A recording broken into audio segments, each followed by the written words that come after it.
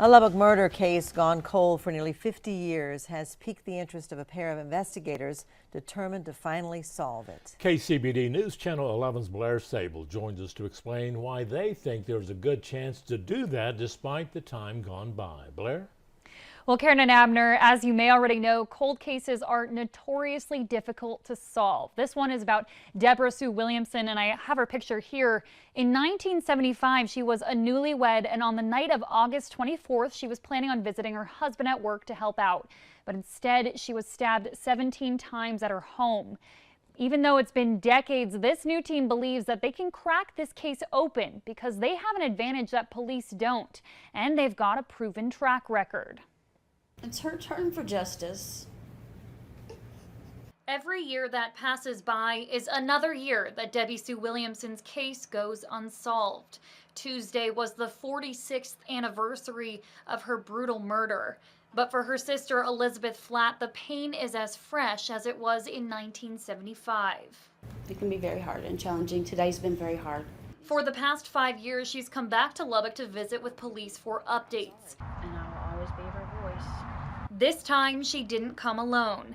Joined by her stepsister, Paula Chasse, and 2 private investigators that are now on the case. A person who has been murdered deserves justice, no matter if it's been one day or if it's been 100 years. We believe that this case is solvable. The Cold Case Investigative Team, a partnership between investigative journalist George Jared and criminal justice professor Jennifer Buchholz, volunteered to take this one on, giving newfound strength and comfort for Williamson's family. I really felt like it would be, the more they looked into it, they'd just back off, like, oof, this is rough. They've been relentless. Jared and Buchholz recently helped uncover information that led to an arrest in a cold case murder of Rebecca Gould in Arkansas, using crowdsourcing on Facebook to their advantage. They say the accused, William Miller, was an active member of that group. One girl from Lubbock, Texas that was working with us, she honed in on the guy that ended up getting arrested long before any of us.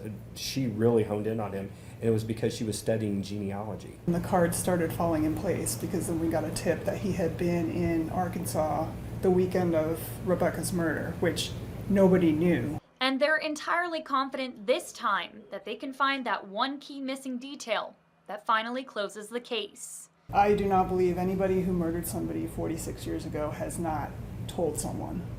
So one of our goals is to find that someone who knows something about this case. I'm not going to give up.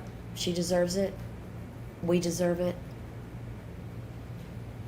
And a lot of innocent people that have been considered a possibility of being the one that killed her deserves it.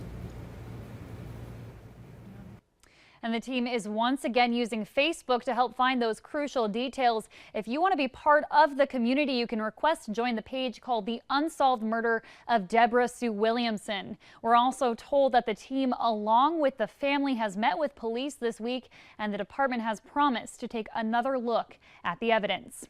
Karen and Abner. Thank you, Blair.